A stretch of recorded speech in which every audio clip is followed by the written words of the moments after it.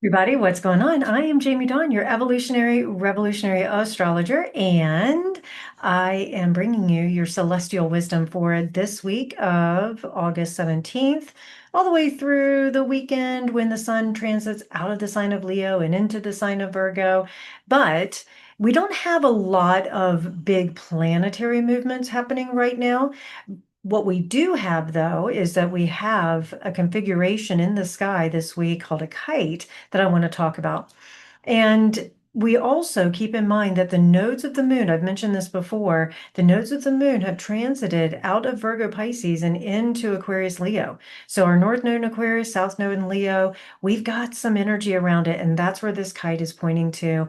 And I will say that one of the biggest themes, especially right now with Jupiter in Leo, the Sun in Leo, now the South Node in Leo, Mercury in Leo, right? It's all this Leo energy, which is about uh, living from the heart space and being loud and proud and unapologetically authentic of who you are. Which leads me to also that proverbial joke that I often say, which is we're practicing and learning skills. Well, if we don't have training ground in order to practice them, in order to hone them, then what's the point? We're never going to sharpen. Iron sharpens iron, as they say. So we have to combat, or we have to block and parry. We have to learn how to wield this particular practice or things in our lives, our skill sets, right? Well, it came to my attention that I'm going to try and say this without getting too emotional. It came to my attention that somehow I inadvertently harmed or caused harm by something that I had posted. And I just want to say, I've forgiven myself. I practiced my self-forgiveness and I asked for forgiveness. And in no way, shape, or form would my intentions ever be to harm. So I offer that to whoever is watching this. And yeah, you know what? We're being unapologetically authentic, right? So here I am emotional about it because it means a lot to me that you all feel cared for, that you feel safe, and that you have the information that is potent and needed for our own growth and our own transformation. And I'm telling you, people, we are in a time when humanity is transforming and it will never be the same. So, all that to say, as I gather my wits about me again, is that I'm practicing forgiveness, self-forgiveness, which is so important because you and I both know that when someone comes to us, usually, depending on what the offense is, right, we're the first to forgive them, but we're so hard on ourselves. And so my practice has been to not beat myself up, but to give myself the same grace and the same compassion that I would give in anyone else. So there's that. Let me gather myself here. I'm going to pause the recording for just a moment because I don't think you're going to be able to understand me through my tears. So stay tuned. I'll be right back. Okay, now that I've gathered myself just a tad bit, I want to point to the fact too that one of the roles, and I think this is something about responsibility, call it my Capricorn rising, call it whatever you want, this great feeling of responsibility that I carry inside of me. And it's important, especially because I do carry leadership roles in this world. And I believe that the individuals who are putting out videos and information and saying, look, here's something that you can grow from, or here's something that you can practice, or here's something I want you to take me seriously, or I want you to, not me, but what I'm offering to you on a serious note, that if at any point my leadership is questioned because of something I say, a picture I post, or anything like that, I am responsible for that. Now, while I cannot cater to everybody and everything in every way, because we're all going to find some wound that gets scratched, right? My intention is not to harm. So, and as a leader, it is important also to carry the torch, if you will, of tending the field that says no harm and no confusion. One of the things I'm really committed to as a leader as well, especially when I'm off at Nine Gates doing the staff director role, is I am very committed to not creating confusion. Even though it happens, I have to clarify things. And so that's the part that I just want to own and I want to offer to all of you as to where that apology was coming from. So it created a misunderstanding and some confusion and offensiveness, and also in some ways it can taint my reputation, and that is not something that I want. So that all being said, let's talk about what is happening in the sky because the following week we have a full moon, and that one will be an interesting one, yeah. And I think we're going to find that as the energy continues to build, there's more and more that needs to get released, just like all these full moons bring us every month an opportunity to do that. I'll share a video on that when it gets closer, but I'm putting that pin on the map. So this week, we're going to have different dynamics, different things showing up that give us the practice, that give us this growth. I mentioned this kite aspect.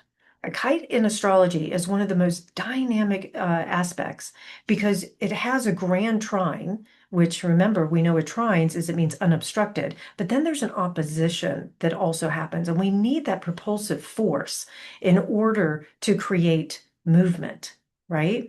So if you think about it like a kite in the sky, the grand trine is like the sail or the material, and then the string is the opposition, or the opposition works like the string, and it helps to direct it. So we need both in order for things to happen. We need the string in order to have direction, and we need that kite, the material, to have liftoff. We need the wind also, which is the perfect storm, if you will, or the perfect circumstances that show up.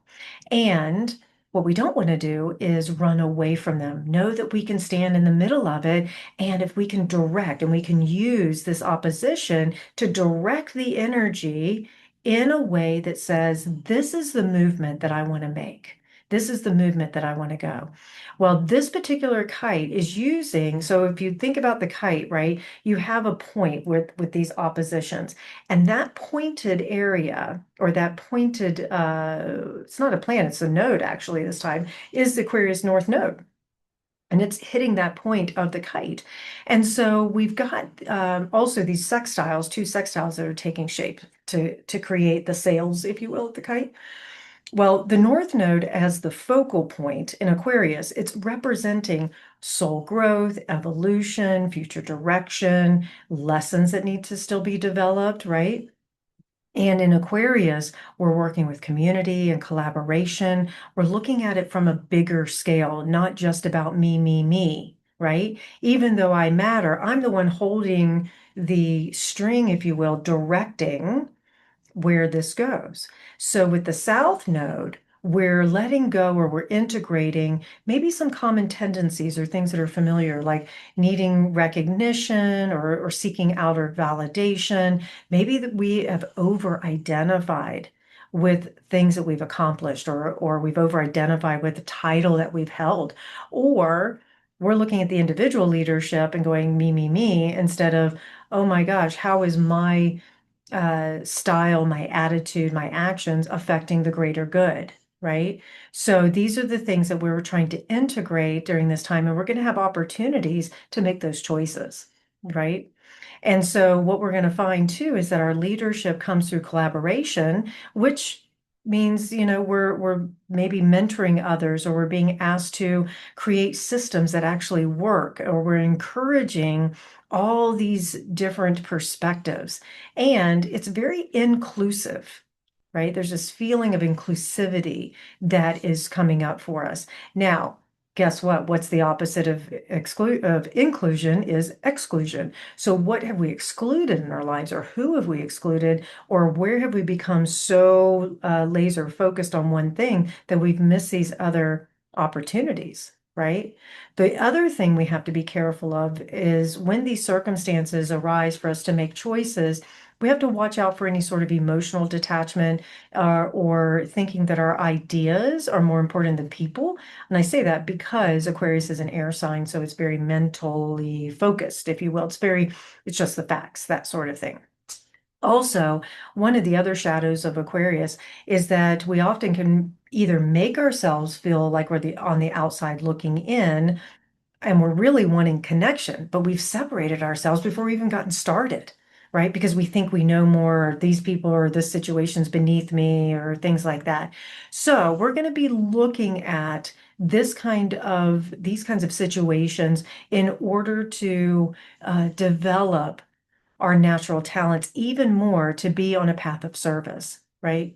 Where can I use my natural gifts to be of service to others? Where do I seek recognition when I really want meaningful contribution? That's ultimately what I want. I don't need to be the child that is birthed. I want to be the vehicle in which this child is born, and all the community comes together and says, "Wow, isn't that a beautiful baby?" Right?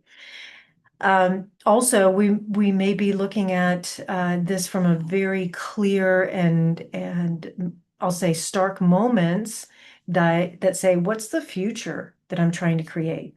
Because I can tell you that when I bumped up against this shadow, this thing, this misunderstanding that occurred, I was standing right there at a crossroads going, wow, what do I really want? What do I really want to hold on to? Do I want to be right here? Do I want to defend? Or do I want to truly look at this from the bigger view of where things are going? Where do I really want to put my time and energy and what's beneficial to the greater good? So these are the kind of things that we're going to be looking at.